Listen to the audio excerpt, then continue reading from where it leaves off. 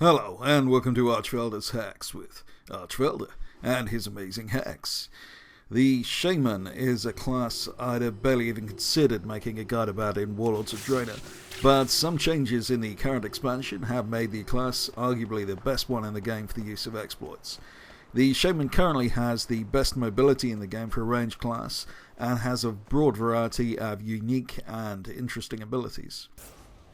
In this video there's going to be a hell of a lot of chain lightning, so for all you fans of electrocuting things, you're in for a treat. Overall, I really enjoyed leveling and exploiting with this class for the first time, to the extent that I'm seriously considering maining as an elemental shaman in future, and I hope you get a sense of that enjoyment and passion from this video. In this video I will be using mainly elemental or enhancement spec, however most of those abilities can also be used to a greater or lesser extent by restoration. Indeed, many of the terrain exploits are even more powerful when used by a good resto shaman.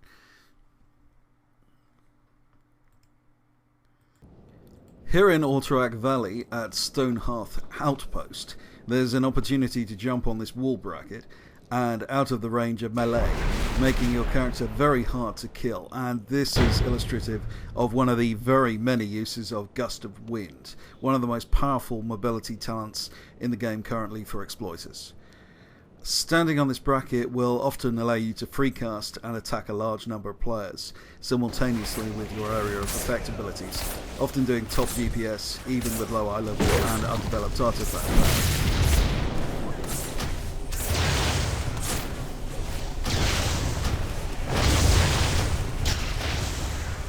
And you'll often notice strangely that the enemy players simply don't notice you or deliberately ignore you. Back in Dumbledore, we can perform a similar trick when we jump on top of the Alliance Fortress, again using Gust of Wind. This is a little more tricky because it requires 2 consecutive uses of the talent in this location here, and requires just a little practice and some precision. And once on top of the fortress, we can again pretty much freecast and use chain lightning and earthquake on multiple players.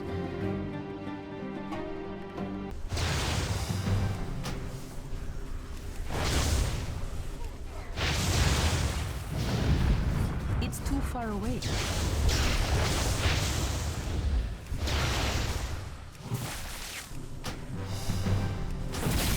I'm out of range.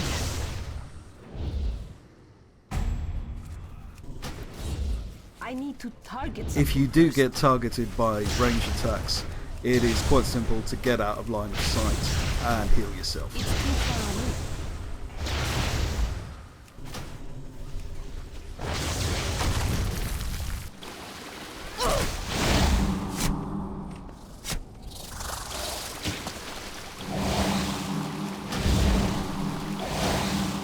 Not enough mana. Here in the battle for Gil Nurse, it is trivial to jump on top of this house to the left of the waterworks square. This technique makes it virtually impossible for the opposing team to win unless they have vastly superior organisation and or artifact power and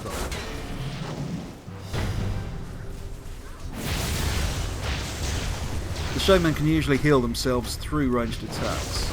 There are only really 2 ways for melee to getting you. Rogues can cause you problems, but you can use Thunderstorm to knock them off. Just make sure they aren't stunned or are using an ability which makes them immune. Death Knights are a real problem, and you should prioritise CCing them and staying out of their range.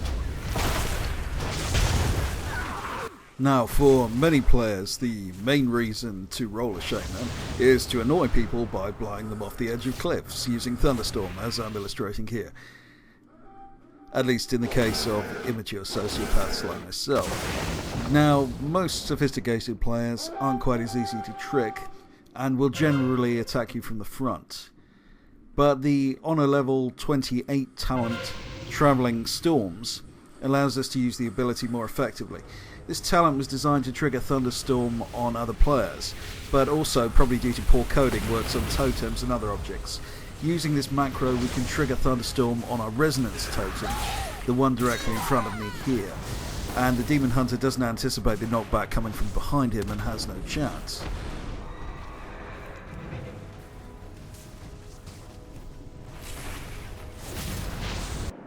Using my blue crushing, thrashing, racing controller here, I can use Thunderstorm like a kind of remote control drone bot. You can see with these NPCs here, I drive the racer directly in front of them and use Thunderstorm, and it triggers at the point of the racer. Now you can see how this can be useful in PvP when I use it on the Dumbledore bridge. Keep your eye on the Tauren as I activate Thunderstorm. The racer can be purchased from Geppetto Joy Bars in either version of Dalaran. One trick that works very well with the Shaman's ability to get into difficult or impossible to access areas is by using the Shard of Archstone toy, a 40% drop from Havoc in Kunlai's Summit. This item is meant to turn you into statue, but when applied on a long, thin and hollow object such as this post next to the central flag in Deepwood Gorge, it glitches out and renders your character invisible. Although attacking directly will bring your character out of this state, this allows you to always get the first attack in, effectively attacking from an inaccessible position from stealth.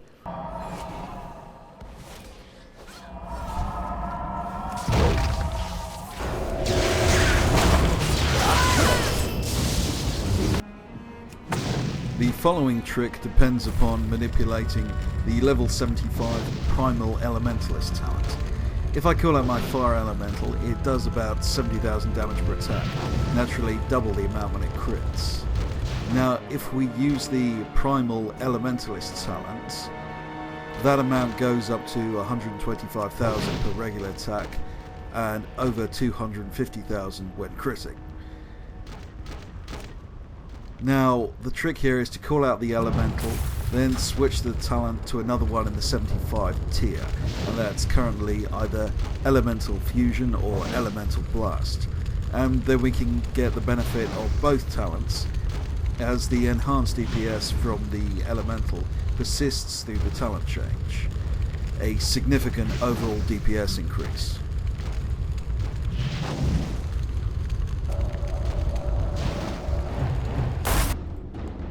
Here's an old trick which still has extraordinary power. Jump on this log here, and then use your Gust of Wind talent to get on this pile of logs hanging down. And then you want to jump up on the rope. And that should enable you to jump onto the lumber mill roof.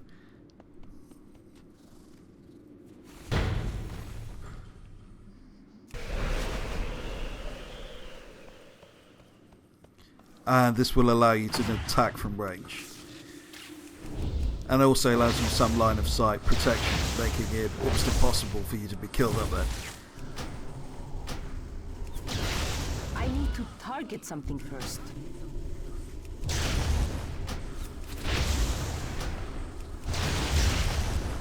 And this is a location even a Demon Hunter would have some difficulty getting up to. Virtually any battleground flag can be jumped on using Gust of Wind relatively easily, with practice even during combat. The only exceptions to this rule are the ones in Deepwood Gorge, which have an anti-jumping mechanism. Now, jumping on a flag doesn't put you out of melee range, but it does make it substantially more awkward. The hangar in Isle of Conquest offers a very unique opportunity for the Elemental or Restoration Shaman. Again, using Gust of Wind, you can get onto this rock and then either heal your allies or DPS your enemies through the rock itself. You are inaccessible, and yes, the rock is hollow, so you can cast spells through it, which is very confusing from the enemy's perspective. It's too far away.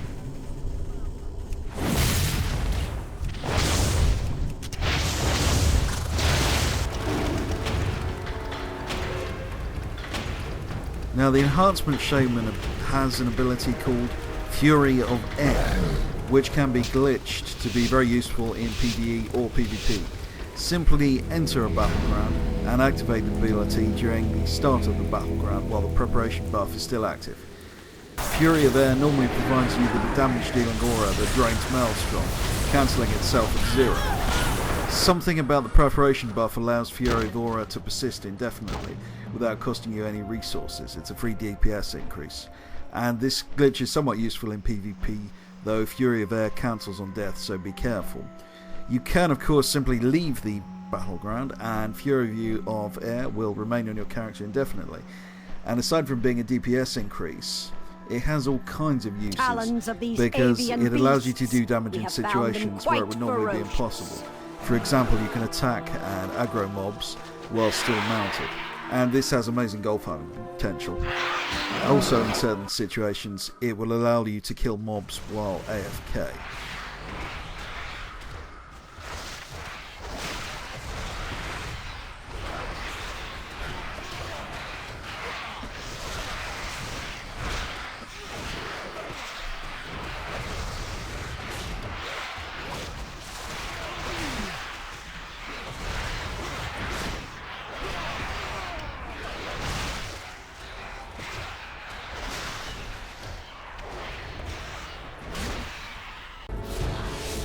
In Strand of the Ancients, probably the buggiest battleground in the whole game, we can use the Shaman's abilities to exploit various different elements of the battleground's mechanisms.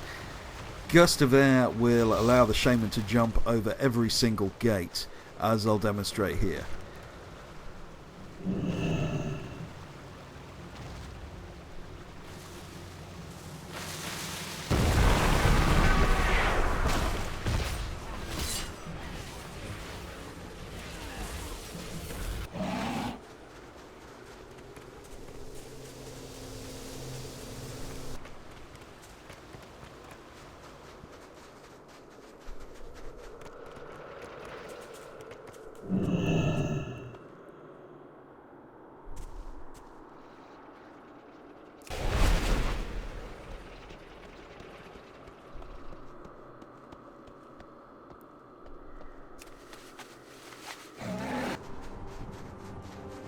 The yellow gate is the only one that offers any kind of challenge, requiring 2 uses of Gust of Air and some careful placement.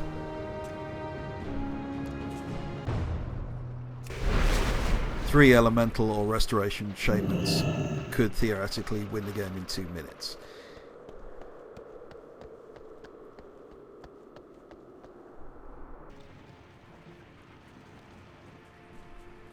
The enhancement shaman's ability, Feral Lunge, also works quite spectacularly on the secondary purple gate, as you can see here.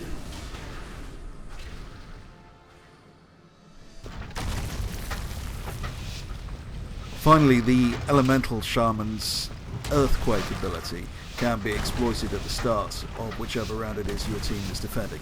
You can activate this ability while the preparation buff is still active. And because resources cost nothing at the start of the battleground when the preparation buff is active, you can cast multiple versions of Earthquake and take advantage of its knockdown ability and its enhanced DPS. If you've ever wanted to journey around the Maelstrom class Order Hall area, it is relatively easy to get past the teleport field that surrounds the area by killing yourself with full damage.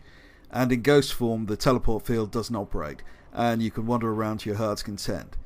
Be aware that the area wasn't designed for players, and it is quite easy to get stuck.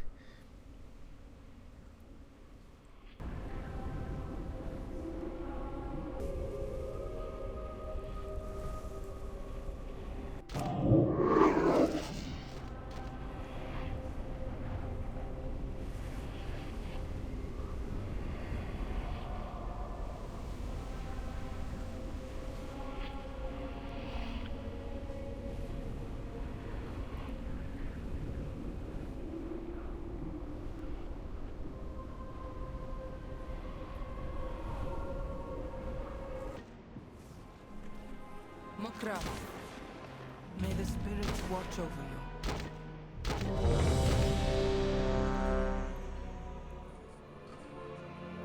The following glitch has appeared in several of my guide videos, but it is more useful in the hands of a Shaman than any other class by some distance. Before embarking on any world quests, speak to Agra in the Maelstrom and enter the Proving Grounds. And once there, teleport out of the Proving Grounds, leaving the scenario active so you can return to it at any point. Then go and do some world questing.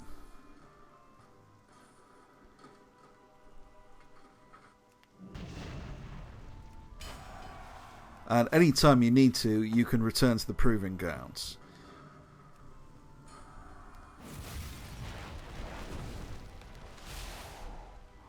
Now what I'm doing here is blowing all my cooldowns, because I'll be able to reset them once I enter the Proving Grounds.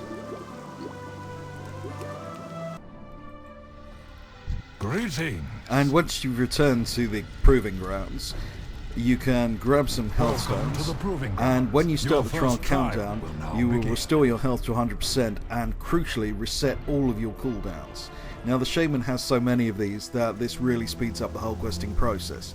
For example, here my Ellie Shaman can reset the Ascendance talent, Storm Elemental, Earth Elemental and Bloodlust, all of which have long cooldowns. I need to target something first.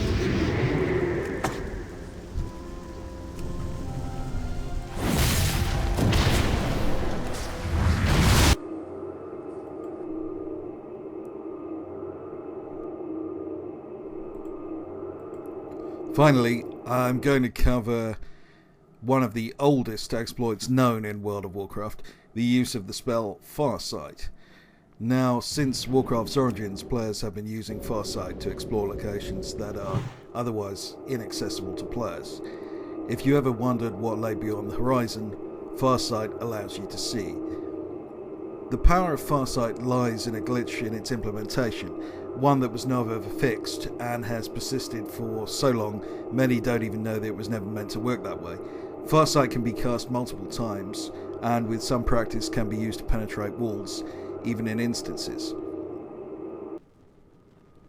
Currently Blizzard have cracked down on many of the techniques my friends in the exploration community use, which is very sad as, unlike people like myself, the explorers generally respect the game and only bend the rules to see that which is unseen. And this means that Farsight is currently the only way to explore many areas in the Warcraft universe.